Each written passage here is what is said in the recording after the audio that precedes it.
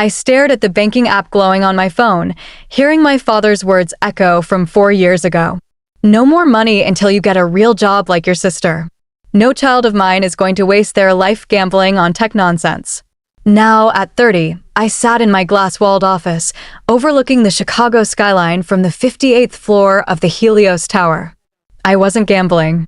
I was running a $14.8 billion private equity firm specializing in acquiring distressed financial institutions. My family had no clue. They probably thought I was working some junior analyst job, finally learning responsibility, as Mom liked to say. "Miss Rivera," my assistant's voice crackled through the intercom. The First Meridian report just came in. First Meridian Bank, the crown jewel of my father's legacy and my family's pride. Dad had been a senior board director there for 22 years. My older sister, Claire, was their VP of Strategic Partnerships. Every family gathering was basically a love letter to that institution. "Send it in," I said, already anticipating what I'd find. The report didn't disappoint. My analysts were right. First Meridian was rotting from the inside out, bad debt exposure, obsolete infrastructure, hemorrhaging clients who wanted digital banking solutions. My father's board refused to adapt. Their stock had been sliding quietly for months, and my family, arrogant and blind, ignored every red flag. My phone buzzed, a text from Mom. "Sunday dinner, 6 p.m., unless you're too busy with that little investing hobby of yours to see your real family." I smirked. It had been 6 months since my last dinner, and I didn't miss the routine humiliation sessions, Claire bragging about her deals while Mom dropped hints about suitable banking men I should marry. I tapped my headset. "Claire Iyer," I said, speaking to my CFO this time. "Where do we stand on First Meridian?" "Through our offshore entities, we control 49.3%, she replied. "One more acquisition block, and we've got majority on the board, still assuming the purchases are coming from scattered small investors." Perfect, I thought, recalling all those dinners when Dad complained about annoying minority shareholders. He never realized I was outmaneuvering him, piece by piece. "They've scheduled an emergency shareholder meeting next Thursday," Claire added. "They're desperate to secure new capital. The CEO wants the mysterious Miss Vega to attend." Ms. Vega, my maternal grandmother's last name, the identity I'd used to build an empire in total secrecy. I leaned back in my chair, the Chicago skyline gleaming like a silent accomplice. For years ago, I started with what was left of my trust fund. What they thought I'd squander, I turned into the most aggressive and successful rescue fund in the Midwest. "Execute the final buy-in," I said, 10 minutes before the meeting. A slow smile spread across my face. Time to introduce the family to Miss Vega. "I want to walk in there owning 51% of First Meridian Bank." "Your family will be there," Claire reminded me. "Your father's position on the board will review every seat once I take control," I interrupted, including his. My phone buzzed. A message from my sister, Claire, my name's twin, but definitely not my ally. "Hey, little sis. Heard you're still playing investor. Want me to get you a real job at the bank? Maybe as my assistant." I exhaled slowly, remembering the day they cut me off, Dad slamming his fist on the mahogany table, shouting about throwing away a Harvard degree on tech trash, Mom sobbing into her pearls, whispering about shame, and my sister, smug, promising to help me find direction. "Claire," I said, standing up, "get the takeover team ready and have my car brought around. I need to go shopping." "Shopping?" she asked, arching an eyebrow. If I'm about to dismantle my family's illusion of superiority, I plan to do it in a perfect outfit. After all, First Meridian Bank was about to discover their biggest threat wasn't a faceless Wall Street raider. It was the daughter they'd written off as a failure. The boardroom glowed with sleek glass and desperate energy. Through the tinted walls, I saw Dad adjusting his cufflinks like a nervous tell, while my sister leaned in, pretending to matter among real decision-makers. Mom perched in the observer section, scanning faces, probably still hoping to introduce me to some respectable banking gentleman. "Mrs. Vega's representatives have arrived," the CEO announced, his voice tight with unease. No one had ever seen the mysterious investor who'd been swallowing their stock like a quiet hurricane. A glance at my phone, 9:50 a.m. 10 minutes until the final acquisition block hit. My team was already in motion, offshore wires clearing as we spoke. "That's a stunning Dior suit," someone whispered as I slid into a rear seat. "Are you here with a board member?" I smiled faintly. How many times had I been underestimated in rooms like this? Something like that. 10 a.m. sharp. My phone buzzed. Claire's message flashed in bold. 51% confirmed. "You own First Meridian Bank." The CEO stepped to the podium, clearing his throat, trying to command calm. "Before we begin, I'd like to address speculation about our recent stock performance." "Actually," I said, rising, heels striking marble like a gavel. The room hushed. Conversations died mid-sentence. My father froze, hand lingering on his cufflink. "I believe the agenda has changed." Every head swiveled. My mother's hand flew to her throat. My sister's smug smile shattered like glass. I walked to the front, each step deliberate, my voice steady as I turned to face the men who once told me I'd amount to nothing. "Good morning," I said. "I'm Miss Vega, and as of 10 minutes ago, I own this bank." Dad's face shifted from confused to shocked, then drained of color like ink bleeding from paper. My sister's smug smile faltered, then shattered completely. "Elena," she stammered, "what are you doing here?" "This is a shareholders' meeting." "I know."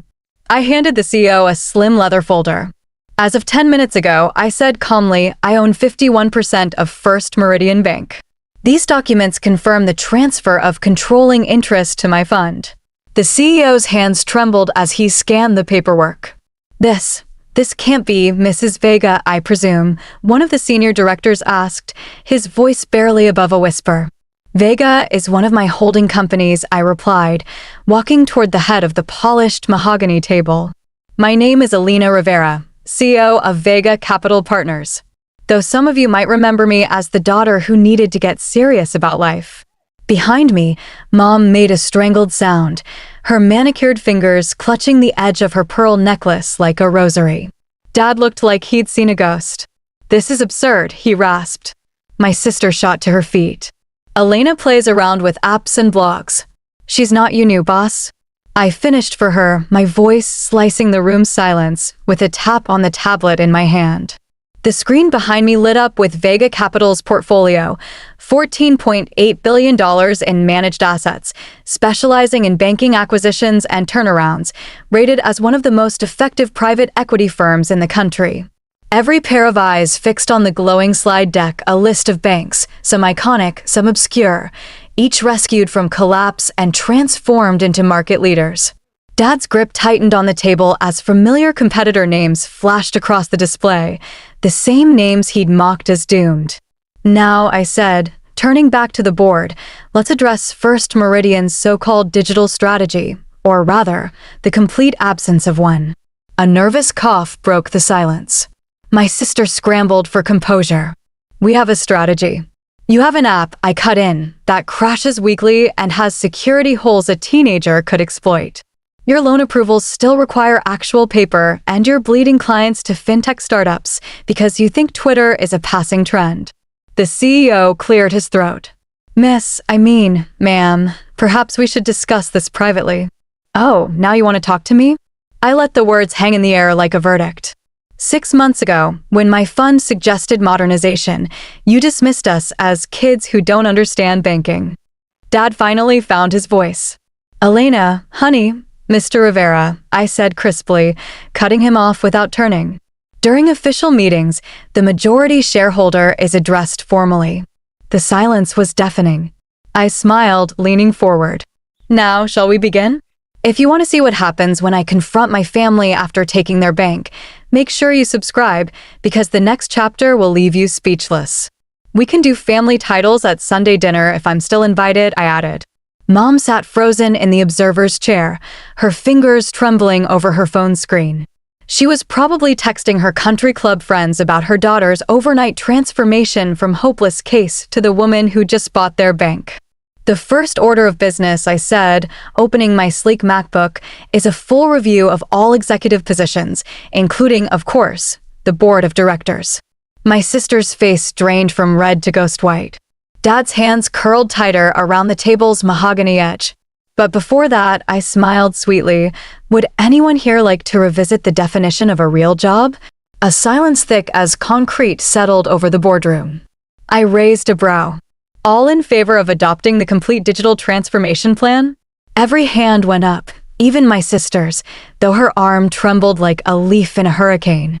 2 hours later, the old guard of First Meridian Bank had been systematically dismantled. My father sat in rigid silence, his decades of traditional banking wisdom erased line by line, policy by policy. "Excellent," I said, snapping my laptop shut. "The transition team starts tomorrow. Expect emails with your revised roles." In the corner, Mom clutched her pearl-encrusted phone like a lifeline. The last message I glimpsed on her screen before the meeting ended read, "Canceled dinner with Evan. My daughter apparently owns banks now." Meeting adjourned, I announced. "Except for the Rivera family, we have some private matters to resolve." As the last executive filed out, my sister made a desperate move toward the door. "Another meeting, sit down, Claire," I said quietly. "Your calendar just cleared indefinitely." When the room emptied, silence fell like a guillotine. Dad stared into the polished mahogany, seeing something he couldn't fix with status or money. Mom dabbed her eyes with a monogrammed handkerchief. Claire looked like she might be sick. 3 years, I began, my voice steady. 3 years of hearing, "When will you get a real job?" 3 years of being the family embarrassment. 3 years of listening to Claire brag about her VP title while I was buying the bank out from under you. "Sweetheart," Mom started softly.